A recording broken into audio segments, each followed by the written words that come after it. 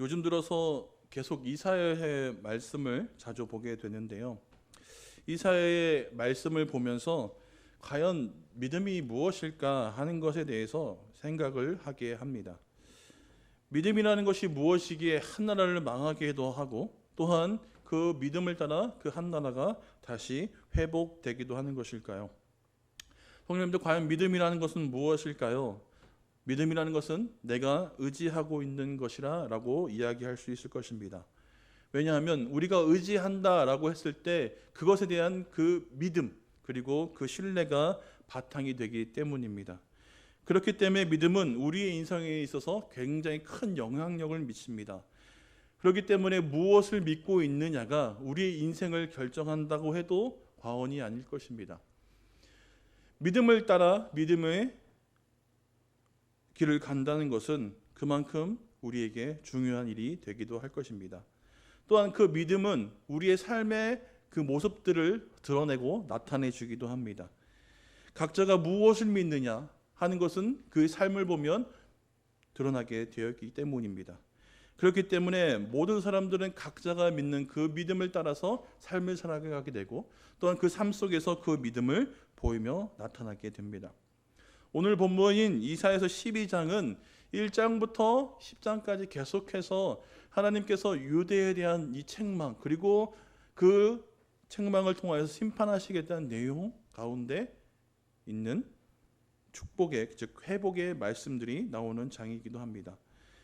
특히나 회복하시겠다고 하는 하나님의 말씀을 통하여서 이사야 개인뿐 아니라 함께 모인 모든 무리가 그 하나님을 말씀을 듣고 하나님의 구원하심에 대해서 감사하고 찬양하는 장이기도 합니다.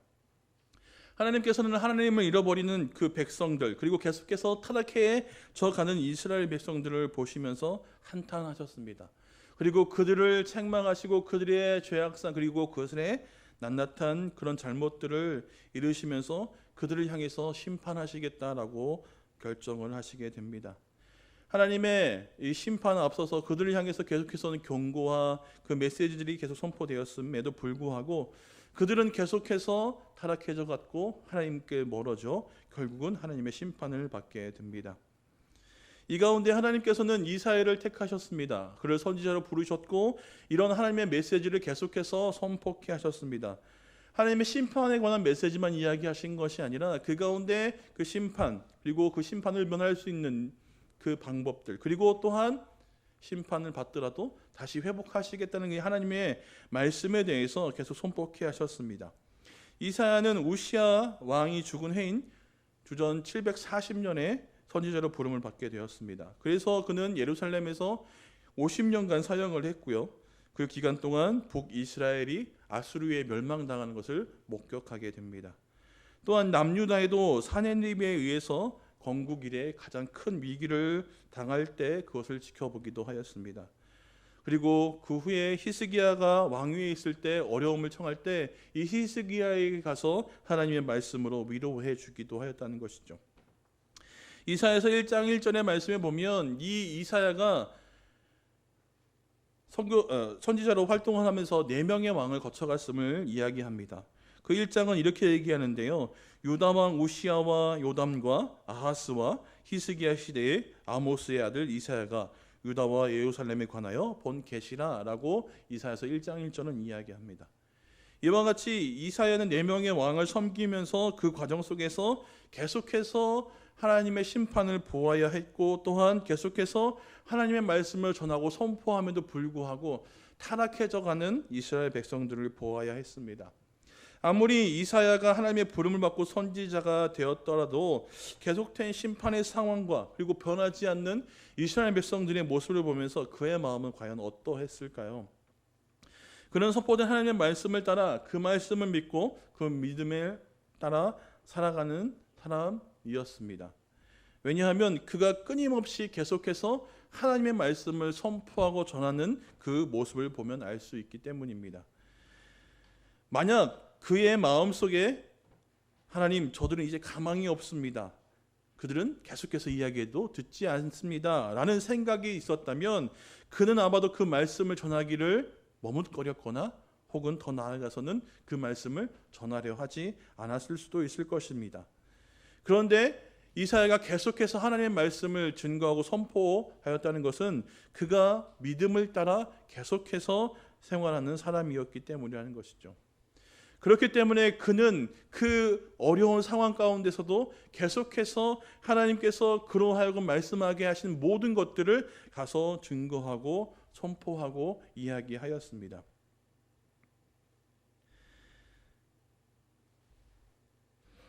그는 하나님의 부르심을 따라 하나님을 믿었으며 또한 말씀을 전하는 일을 열심히 감당하는 그였기에 그를 우리는 믿음을 따르는 자라고 이야기할 수 있을 것입니다.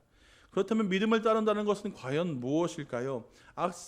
앞서 말씀드린 것은 믿음이라는 것은 내가 의지하는 것이라 라고 말씀을 했습니다. 그렇다면 믿음을 따른다는 것은 무엇일까요? 그 의지하는 것을 내가 행동하는 것이다 라고 이야기할 수 있을 것입니다. 즉 믿음을 따른다는 것은 믿음대로 내가 신뢰하는 그 대상을 따라 그 행동하는 삶이라 이야기할 수 있을 것이라는 것이죠. 이사야는 하나님의 말씀을 들었습니다. 그리고 이사야 12장 1절의 말씀에 보면 그날에 내가 말하기를 여호와여 주께서 전에 내게 노하셨사오니 이제는 주의 진노가 돌아섰고 또 주께서 나를 아니하시오니 내가 주께 감사하겠나이다 할 것이다 라고 회복의 말씀을 듣고 하나님을 찬양합니다. 오늘 본문의 장인 12장 앞서 11장에 보면 하나님께서 이미 회복하시겠다, 이스라엘을 다시 회복하시겠다는 말씀을 선포하고 증거하셨습니다. 앞서서 잠깐 말씀을 드렸지만 이사야는 북이스라엘이 아수르에 의해 멸망당하는 것을 목격했던 사람이라고 말씀을 드렸습니다. 이 이야기는 무엇이냐면 그 당시에 강대국이었던 아수르가 이스라엘을 계속해서 압박하고 있었던 상황이라는 것을 알 수 있을 것입니다. 그래서 그 말씀을 보고 이 이사야, 즉 남유다도 계속해서 두려워하였을 것이고 겁을 냈을 것이라는 것이죠.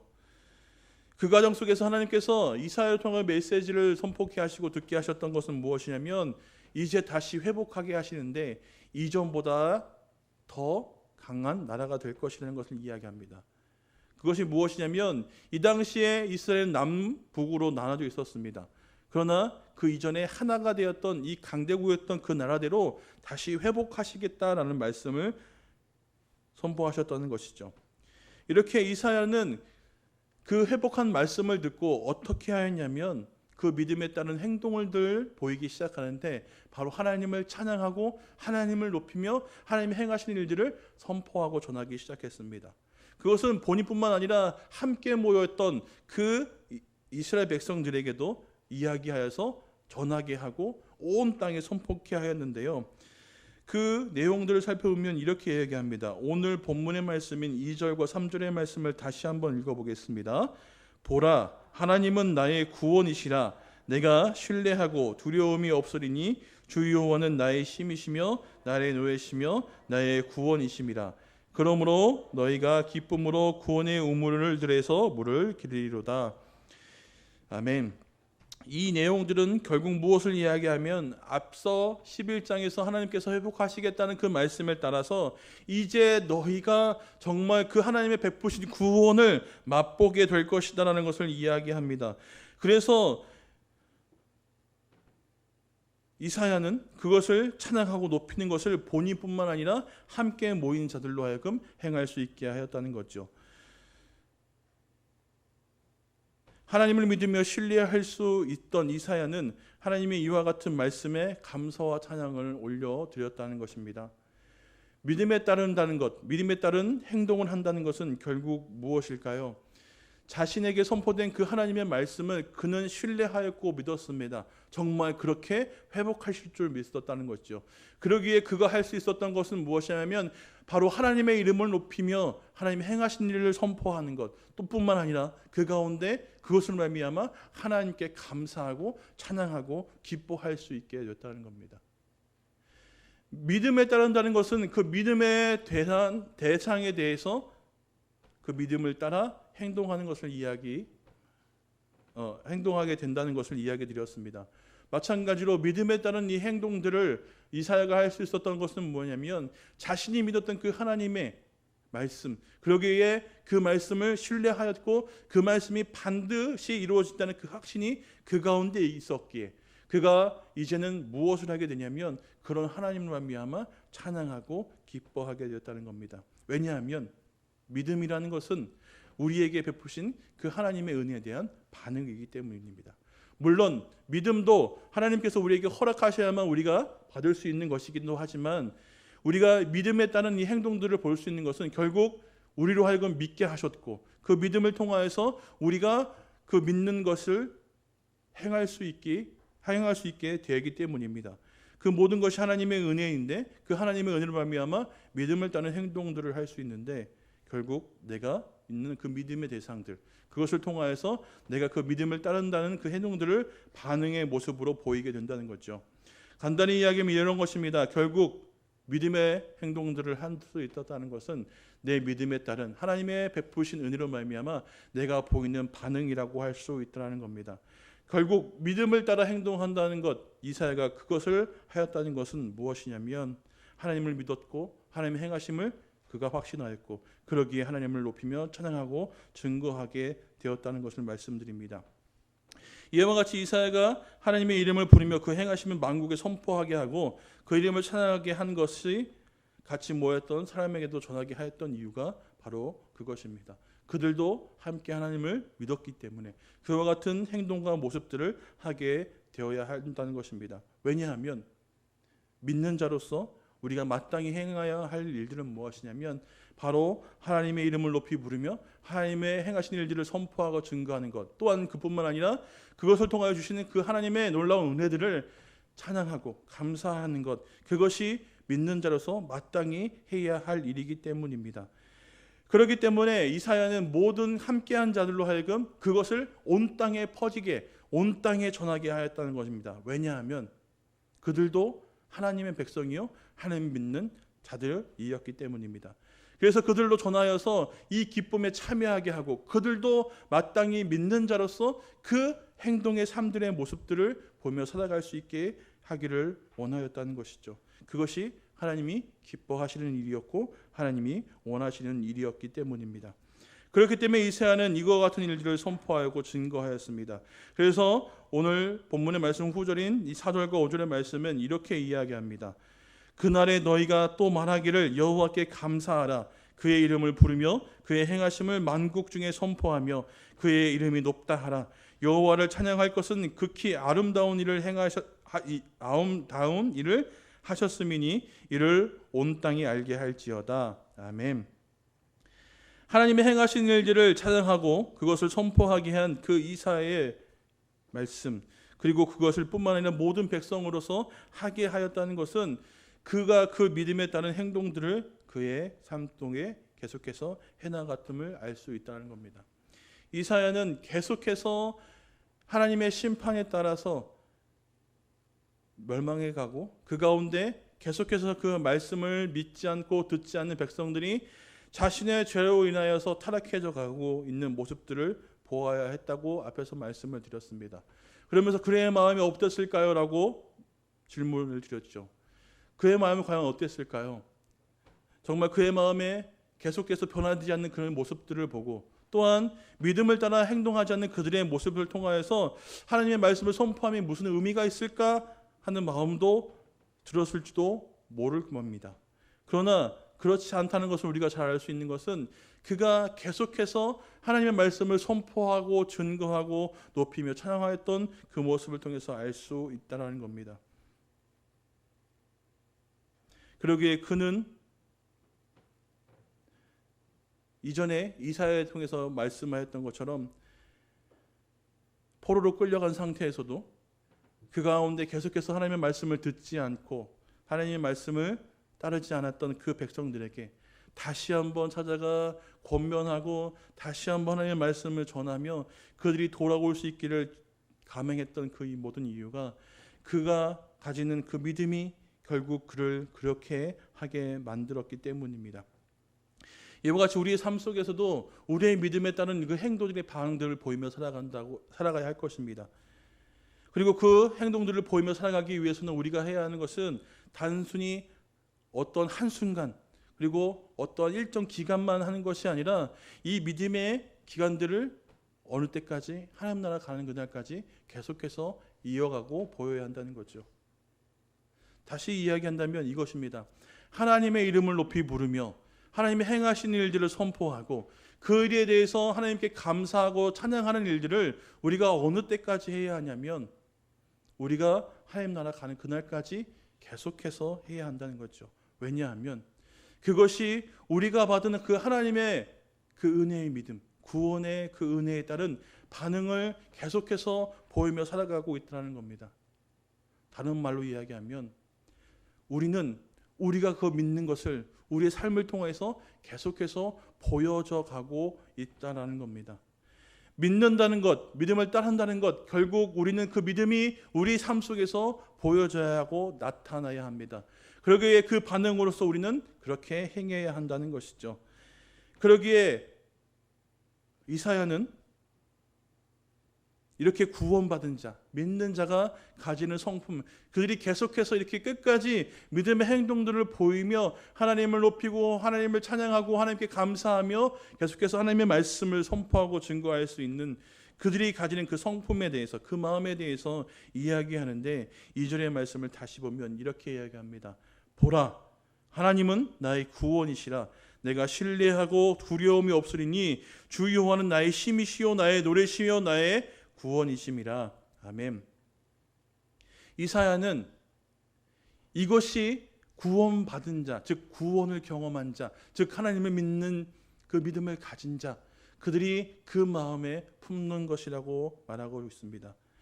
그가 하나님의 구원을 경험하게 되었을 때 하나님의 은혜를 경험하고 그 믿음에 따른 자들이 하나님을 신뢰하게 되고 또한 하나님의 그 신뢰함을 통하여서 계속해서 두려움 없고 담대하게 살아갈 수 있게 되고 또한 하나님을 자기의 힘이라고 고백하며 그 하나님을 노래할 수 있게 된다는 겁니다.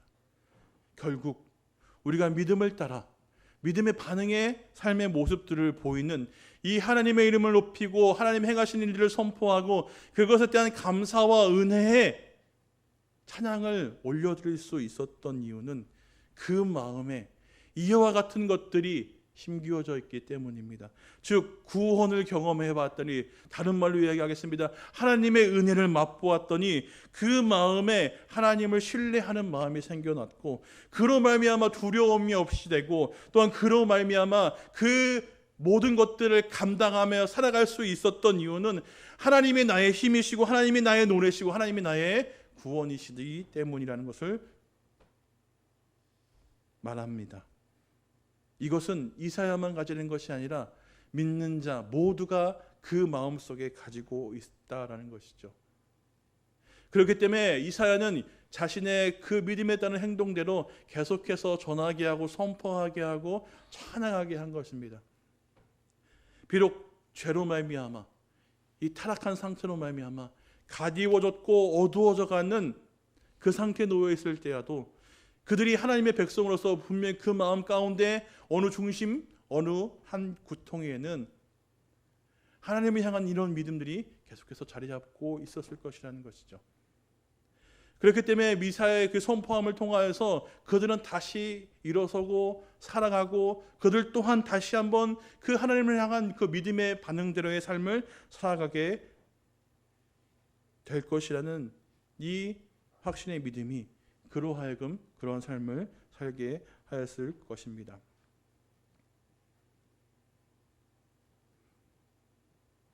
그러기에 우리도 마찬가지로 이렇게 하나님의 이름을 높이며 하나님의 행하심을 선포하고 그것에 대해 감사하며 또 하나님을 찬양할 수 있어야 할 것입니다.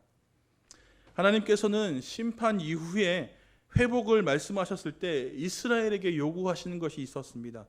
그것은 무엇이냐면 바로 하나님만을 믿고 의지하는 것, 그리고 그것을 위해서 하나님의 말씀을 잊지 않고 늘 가까이 하는 것, 그리고 또한 마지막으로 그 말씀을 순종하고 지키고 따르는 것이었습니다. 이것을 한마디로 정의하면 이렇게 이야기할 수 있지 않을까요? 그것은 믿음을 따라 끝까지 행하는 것이라고 정의해 볼 수 있지 않을까요?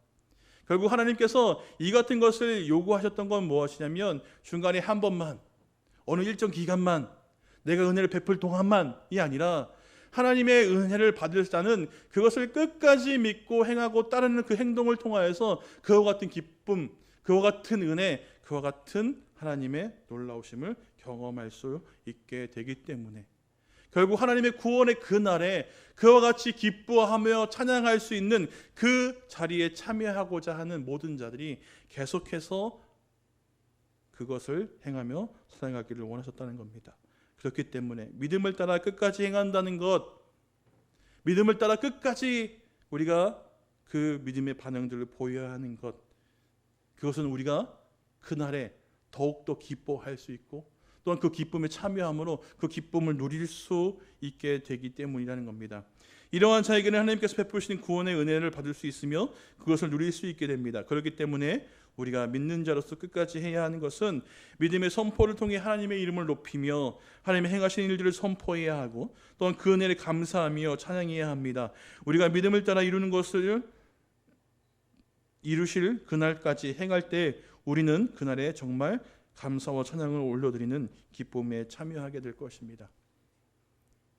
그 과정 속에는 분명히 어렵고 힘든 일도 있을 것입니다. 그럴 때라도 계속해서 할 수 있는 이유, 우리가 그 중간중간에 계속해서 더해준 하나님의 은혜와 기쁨과 평안도 있지만 정말 그 이루시는 그날, 정말 이사야가 그것을 온 백성에게 선포하였던 그날은 다시 하나님을 만나고 다시 회복하고 하나님을 높이는, 하나님께서 다시 우리를 가까이 하시는 날이기 때문에 선포하였던 것처럼 우리도 그날에 정말 기쁨으로 하나님을 맞이하며 하나님께 영광 돌릴 수 있게 되게 될 것입니다. 그러니 우리가 믿음을 따라 끝까지 하나님의 이름을 높이고 그리고 그 행하신 일을 선포하고 그 받은 은혜에 감사하며 찬양하게 될 때 하나님이 이루실 그날에 정말 기쁨으로 더욱더 크게 기뻐할 수 있게, 그리고 또한 그 기쁨 가운데 그 기쁨을 누리며 참여하게 될 것입니다. 그렇게 되기를 주님의 이름으로 축원드립니다. 기도하겠습니다. 사랑의 하나님 감사합니다. 오늘도 우리가 믿음을 따라 하나님을 보게 하시고 하나님을